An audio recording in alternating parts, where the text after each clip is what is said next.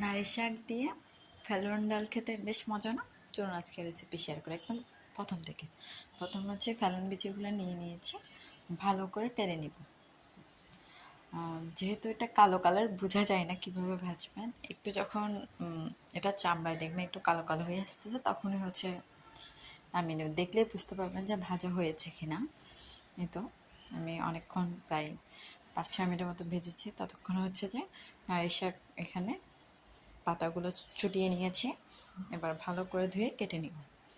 ডাল ভাজা হয়ে গিয়েছে, এখন ডালটা হচ্ছে যে চুড়ে নিব, উপরে চামড়াগুলো ফেলার জন্য এরকম একটা বাটনি দিয়ে এভাবে করে রোলে নিব, পিসার মতো করে হালকা হালকা চাপ দিয়ে।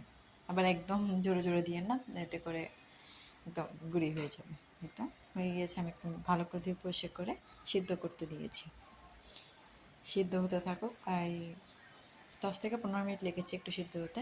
তারপর হচ্ছে দিয়ে দিলাম হলুদ আর হচ্ছে লবণ দিয়ে ভালো করে এখন ডালটা আরও কতক্ষণ ফুটুক। এই তো দেখুন ডালটা সিদ্ধ হয়ে গিয়েছে। এখন হচ্ছে এই যে উপরে বলক আসছিল, বলকের যে ফেনাটা ওটা ফেলে দিয়েছিলাম। এখন হচ্ছে ওই যে কেটে কুচু কুচু করে কেটে নিয়েছিলাম শাকগুলো, এখন হচ্ছে এগুলো এখানে দিয়ে দিব, দিয়ে ভালো করে নাড়াচাড়া করে নিব। শাকটাও কিছুক্ষণ সিদ্ধ হোক। আরও 5-6 মিনিটের মতো রান্না করেছি। দেখুন শাকটা অনেকটা মজে এসেছে। এখন হচ্ছে এখানে আমি একটু মশলার গুঁড়িও দিয়ে দিয়েছিলাম। ভালো করে নাড়াচাড়া করব। হয়ে গিয়েছে শাক। এখন হচ্ছে শাক তেলে দিব পেঁয়াজ কুচি, রসুন আর শুকনো মরিচ।